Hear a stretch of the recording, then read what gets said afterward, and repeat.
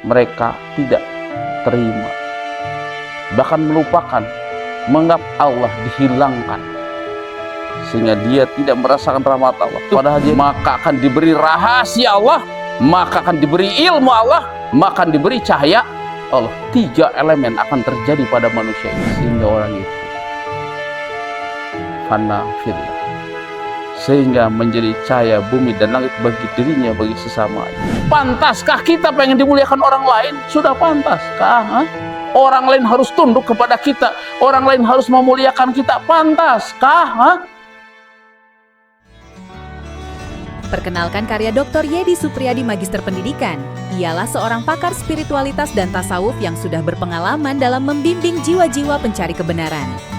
Dalam buku ini, Anda akan diajak menyelami kedalaman spiritualitas dan tasawuf, menemukan cara baru untuk hidup lebih bermakna dan penuh kedamaian. Dapatkan buku ini dalam 2 format, buku cetakan yang memanjakan mata dan e-book yang praktis untuk dibaca kapan saja, di mana saja. Jangan lewatkan kesempatan untuk memulai perjalanan spiritual Anda. Dapatkan bukunya sekarang juga dan rasakan transformasi dalam hidup Anda.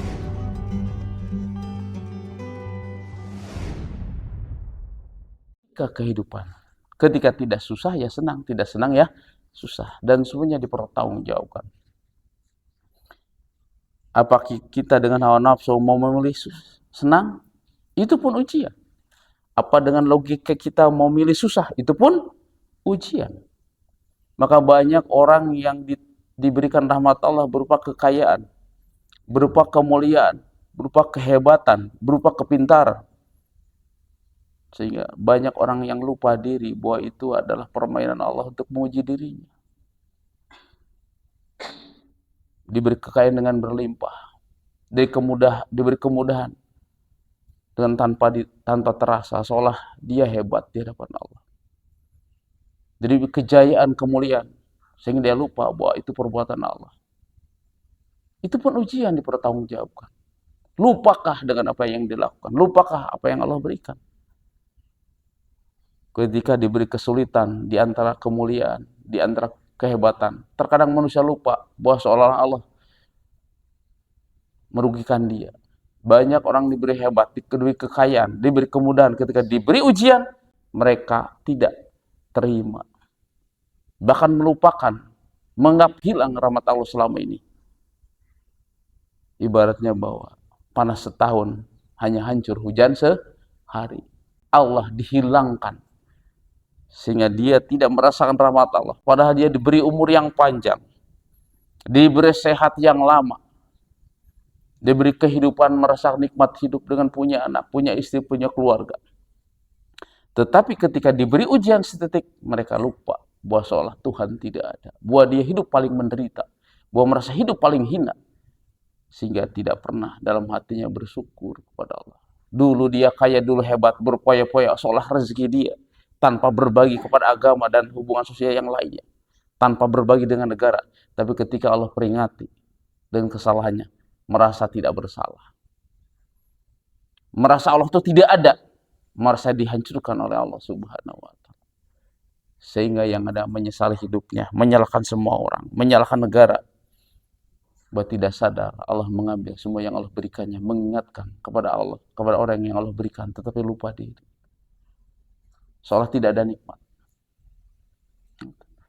Hanya kita sebagai orang yang cerdas, apa yang terjadi kita itu kesulitan atau kemudahan, betul-betulkah apa itu betul-betul? Taruhlah kita kesulitan. Kesulitan itu kita harus tahu posisinya. Apa kesulitan itu membersihkan dosa kita? Apakah kesulitan itu ya peringatan karena dosa? Atau mencucikan kita? Atau menaikkan makom kita? Itu setidaknya kita berpikir. Dalam setiap kejadian kita yang kurang mengenakan, atau dikatakanlah kalau bahasa nafsu petaka, kalau bahasa manusianya itu celaka, atau kalau bahasa manusia itu susah. Setidaknya kita berpikir, susah ini apa memang membersihkan dosa? Peringatan karena kita terlalu banyak dosa. diperingati gitu. Kalau bahasa di kepolisian mungkin ditilang ya, diperingati gitu. Tilang itu tanda pelanggaran. Apakah dosa kesusahan itu tilang, tanda pelanggaran dari Allah? Apa memang dia tidak ada masalah, hanya untuk mensucikan dia gitu di hadapan Allah? Yang kedua itu mensucikan, tidak ada masalah, tapi lebih mensucikan dia di hadapan Allah, untuk lebih mulia di hadapan Allah dan hamba-hamba yang lain. Apa ketiga? Untuk menaikkan makom orang itu. Nah itulah saya merilis buku karangan yang disebut Pembangkitan Alam Bawah Sadar ya, atau disebut Dinamika Alam Bawah Sadar. Di dalamnya ada 3 fase ya. Fase alam samar, fase alam sadar, dan fase alam fitrah. Di sini pun sama. 3 kejadian pada manusia ketika ditimpa oleh Allah itu, apa dia memang diperingati, ada tanda pelanggaran yang dilakukan di hadapan Allah oleh hamba itu. Kedua, atau memang makom kedua itu lagi disucikan, dia tidak pernah melanggar hidupnya, dia selalu taat sesuai syariat Islam, berarti lagi disucikan. Kalau batu mah digosok, dibersihkan lebih bagus. Atau yang ketiga, lebih disempurnakan makomnya sehingga betul-betul menjadi mutiara di hadapan Allah, baik di dunia maupun di akhirat. Itu. Kita tinggal pilih posisi kita tuh di mana. Atau karena kebodohan kita ya, sehingga kita di dalam banyak pelanggaran, sehingga oleh Allah diperingati dengan hal kesusahan. Nah, ketika kita bisa melalui 3 fase itu, maka setidaknya kita akan mendapatkan berkah karomahnya.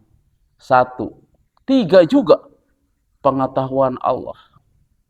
Kedua, rahasia Allah. Ketiga, cahaya Allah. Kalau orang itu bisa melalui 3 fase, maka akan memiliki 3 berkah dan karomah. Pertama, diberi pengetahuan oleh Allah Subhanahu wa Ta'ala tentang dirinya, tentang agamanya, tentang kehidupannya, ketika bisa melalui fase itu. Kedua, diberi rahasia Allah, maka akan memiliki segera rahasia-rahasia kehidupan dirinya dan Tuhan, sehingga terjadi hikmah pada dirinya. Ketiga, akan diberi cahaya Allah, atau disebut nurun nafs, nurul qalbu, nur akli, nur af'ali, nur qauli. Jadi fase nur, 5 nur itu adalah fase ketiga, sudah melalui fase itu. Itu. Jadi ternyata buku yang saya rilis itu sangat religion experience. 3 pada diri manusia. Tilangkah pelanggaran pada dirinya? Untuk membersihkan, untuk mensucikankah? Dan ketiga, untuk menaikkan derajat. 3 itu yang terjadi ujian dirinya. Kalau memang banyak kesalahan, berarti hanya hukuman ya. Hukuman. Kedua, kalau tidak punya kesalahan, lebih membersihkan. Ketiga, naikkan derajat. Dia tidak salah, dia sudah suci, diuji, berarti menaikkan derajat. Itulah para kekasih Allah. Jadi wa nabluukum bisyarri wal khairi fitnatun, susah dan sedang itu akan terjadi. Tetapi pada diri kita makom yang mana? Makom yang mana? Dan ada 3 lagi kondisi pada orang itu ketika sudah 3 terjadi pada fase itu. Fase ujian. Maka ada fase kondisi yang kita jalani, keadaan. Ada fase keadaan. Ciri orang itu ada tilang. Ciri orang itu dihukum oleh Allah, maka dalam menghadapi ujiannya resah, gelisah, dan mengadu ke semua orang, dan tidak bersawar, dan tidak menerima yang Allah berikan. Itu namanya lagi hukuman. Ciri orang itu dihukum, maka dia melampiaskan segala kesulitannya kepada semua orang dan menyalahkan semua orang dan memberitahukannya ke semua orang, sehingga dia tidak sabar. Bahkan dia berani menampakkan kesulitan semua orang. Semua orang harus tahu bahwa saya lagi begini, bahwa saya susah lagi begitu, bahwa saya oleh begini, oleh begitu. Itu menunjukkan dia itu dalam hukuman dan kondisinya seperti tadi. Ketika orang itu lagi dalam hukuman atau mendapatkan tilang, dia akan tidak mampu menjalani. Dia akan berkuar-kuar. Tidak akan mampu menjalani. Berarti indikator orang itu lagi dihukum. Semua sedunia harus tahu bahwa dia lagi didolimi. Sehingga dia tidak sadar dampaknya akan menghina semua yang di belakang. Itu menunjukkan orang dungu, orang bodoh. Ya, orang bodoh. Makanya Kanjeng Nabi Muhammad menggunakan kalimat kata dungu kepada orang itu. Orang pintar itu adalah selalu memikirkan diri dan ibadah. Orang dungu itu selalu mementingkan diri sendiri, ego yang dikedepankan. Dan kondisinya, maka kelihatan orang itu secara indikator perilaku, secara psikologi Islam, resah, gelisah, gundah, gulana, bahkan berkuar-kuar di hadapan manusia yang lain bahwa gua lagi menderita. Beda, gua lagi bahagia, ngumpet. Ngumpet. Kalau lagi sengsara semua orang tahu. Naik ke fase kedua yang lebih sempurna. Ketika dia diuji, kondisi orang itu menjalaninya dengan sabar, tulus. Ya setidaknya sabar di posisi ini. Ya ayyuhalladzina amanu ista'ini bisabri wassalah wasta'inu, memohon kepada Allah. Disabari. Sabar itu kondisi tertentu, terjaga jiwa dan raganya untuk bisa menahan diri dari kalimat-kalimat yang tidak pantas, dari perilaku yang tidak pantas. Mampu menahan diri. Berarti orang itu lagi dibersihkan. Lagi dibersihkan. Dia cukup dirinya saja. Makanya kata Kanjeng Nabi Muhammad, sabar itu adalah hanya engkau dan aku. Kata Allah melalui Kanjeng Nabi Muhammad, sabar itu hanya engkau dan aku. Cukup Allah saja yang tahu. Makanya ciri orang itu sujud lagi, wasta'inu, bersabar lagi, wassalah lagi, ya ayyuhalladzina amanu ista'inu bisabri wassalah. Innallaha ma'as-sabirin. Itulah posisi yang kedua. Posisi yang kedua. Di mana sisi kondisi psikologis manusia di kondisi yang kedua. Di kondisi yang kedua, dia menjalannya dengan ketaatan, dengan banyak berzikir, dengan banyak sedekah, hanya cukup Allah, bermusyahadah dengan Allah, bermunajat dengan Allah. Ya Allah ya Fattahu ya Razak, ampunilah dosaku. Ya Allah ya Fattahu, rahmatilah aku. Andaikan perbuatan ini membuat turunnya rahmatmu terhalang, rahmatilah aku dan ampunilah aku, karena aku sudah kufur kepadamu. Kenapa saya mengatakan dari bahasa tadi, syikayah kita di hadapan Allah seolah kufur? Karena manusia itu kebanyakan hancurnya itu dengan kufur nikmat. Setelah banyak uang, setelah banyak, kemudian dia lupa zakat mal, dia lupa kehidupan sosial yang lainnya, dia lupa ada hak yang lainnya, sehingga Allah mengambilnya, memperingatinya. Makanya tadi kebanyakan orang-orang dulu kalimatnya, coba bertobat kepada Allah. Ya Allah, jika rahmatmu terhalang karena dosaku, ampunilah aku. Itulah ciri di fase yang kedua, yaitu orang lagi dibersihkan. Cirinya itu, indikatornya, sisi atau keadaan psikologis seseorang. Jadi lebih bersabar dan mau menjalani. Ada tadi, ya ayyuhalladzina amanu ista'inu bisabri wassalah. Hai orang beriman, wasta'inu, banyak memohon dan disabari dan tidak lepas, tegak bersolat di hadapan Allah Subhanahu wa ta'ala. Di dalamnya wasta'inu, tiap waktu berzikir, tiap waktu pasrah kepada Allah.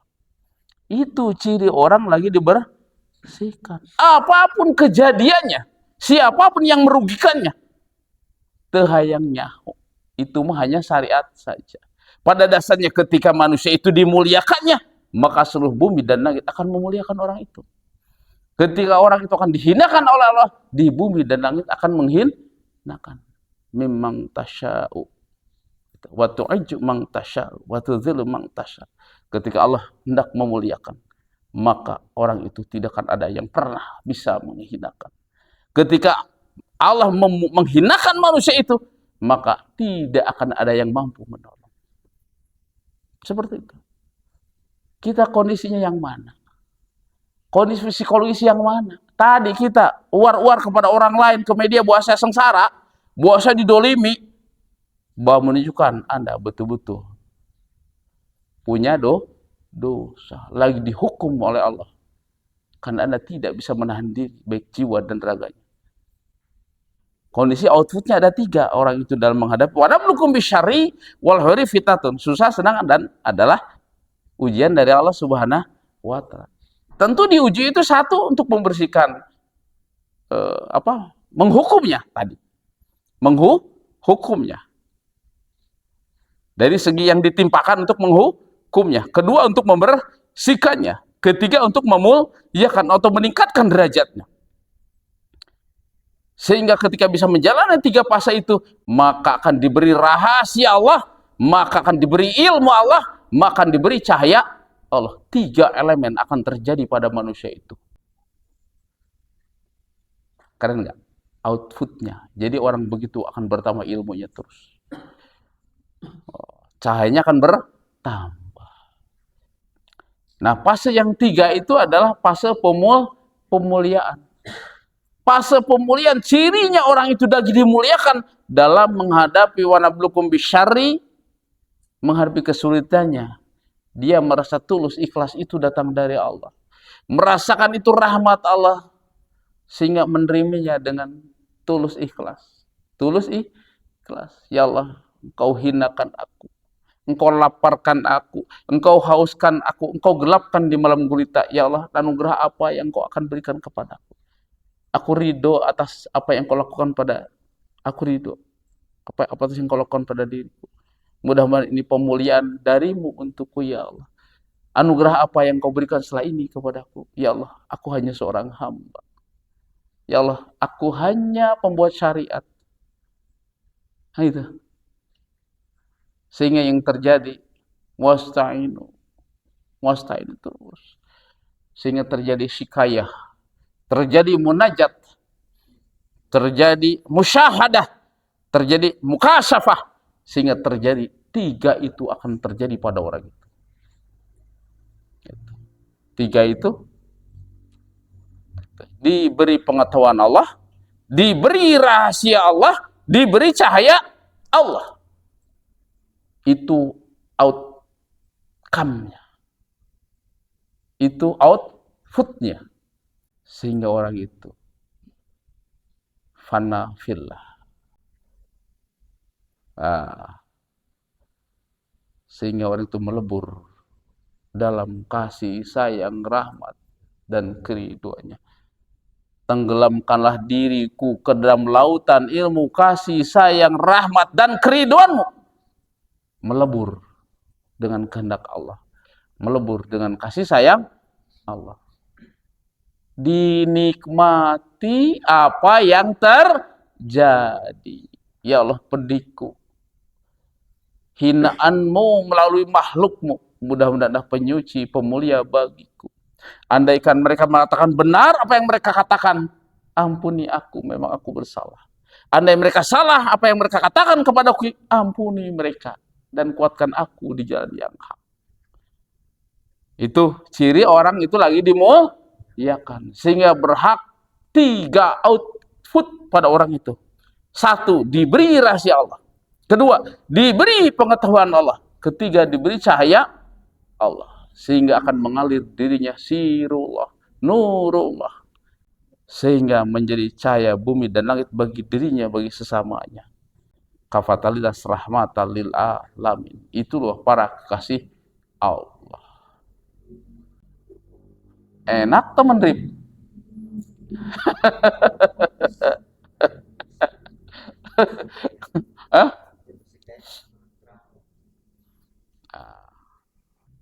Jadi pada ujungnya semua itu pada makom-makom tadi memang Allah menghendaki kita tuh dirahmati gitu, posisi apapun.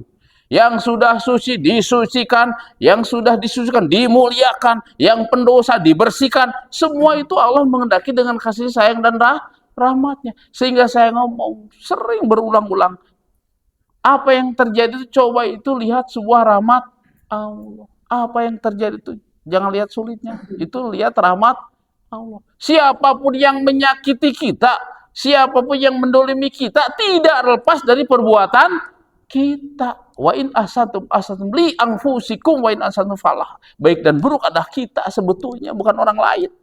Mereka menghina kita, memang layak kita dihina. Mereka memuliakan kita, memang layak kita dimuliakan. Allah yang sudah membuat rencana. Pantaskah kita pengen dimuliakan orang lain? Sudah pantaskah? Ha? Orang lain harus tunduk kepada kita. Orang lain harus memuliakan kita. Pantaskah? Ha? Pantaskah? Coba ngaca itu. Muhasabah diri. Pantaskah?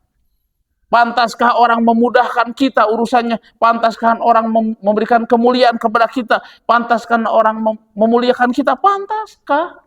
Hah? Coba ngaca, muhasabah diri kan? Dengan 3 kondisi tadi, secara kondisi psikologis kan? Jangan pernah mendikte orang lain, menyalahkan orang lain. Ada kepatutan dan kepatasan pada diri kita yang harus menjadi sebuah ukuran. Gitu kan? Kata orang Sunda, rezeki teu pahilih bagja teu paala ala. Mau apa belit? Saya harus kaya, tidak mungkin rezeki orang bocor ke saya. Saya harus miskin, harus hina, tidak mungkin orang lain mengambil rezeki saya kalau bukan Allah yang menghendaki. Andaikan saya harus habis oleh orang lain, habis ditipu orang, itu memang Allah sudah menghendaki demikian. Kalau tidak ada haknya, tidak akan sampai kepada orang itu. Walaupun harus melalui jalan ditipu, dibohongi kan. Memang bukan hak kita. Nah itu loh. Coba belajar hati kita legawa. Coba bisa menerima rahmat Allah. Membuka diri apa yang terjadi. Maka Allah akan lebih merahmati kita. Itu. Coba bagaimana belajar menerima rahmat Allah. Dan orang hebat itu mencari rahmat Allah dengan membuka pintu kesulitan. Menjadi sebuah anugerah.